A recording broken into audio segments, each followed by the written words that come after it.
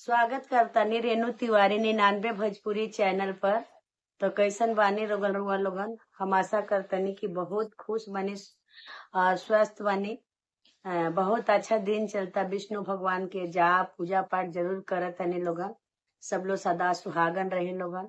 सबको के बच्चे बहुत खुश रहे। आप लोगों तिजोरी अंधन से भरे।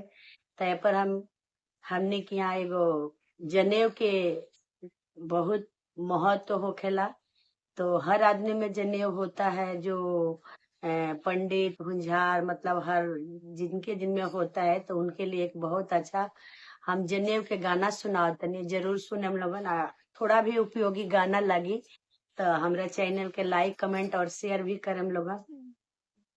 हाथ में पतु की पियरिया चादर ओढ़े चला के कोनाला भरुआ तीरा होते के हाथ में पतु की पियरिया चादर ओढ़े चला किया बरुआ तीरा होते और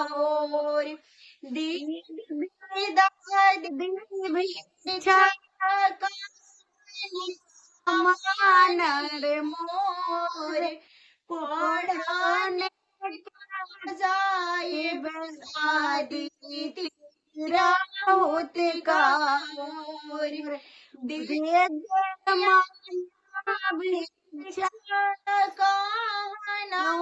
मान मोर पढ़ाने के जाए बेहार तीरा होते का और जन और बुझा होते का माना मोर घर में बाड़ जी पंडित बाड़ी तो घर में नाना जी पंडित वानी बूते होते माने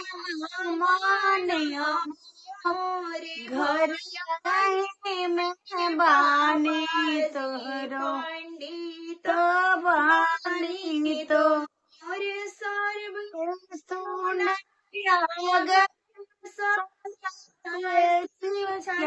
मोन घर में पढ़ के बाबू मान सर्व गुण शिक्षा संपूर्ण घर पढ़ के बन जा तू महान। तो ये जनेऊ के गाना बा। तो थोड़ा सा हम बहू भी हमारे साथ देके बहू गीत में मतलब सहायता कैली है। जरूर सुने हम लोगन कैसन बा। लाइक कमेंट और शेयर भी करे हम लोगन। सब लोग बहुत खुश रहे लोगन।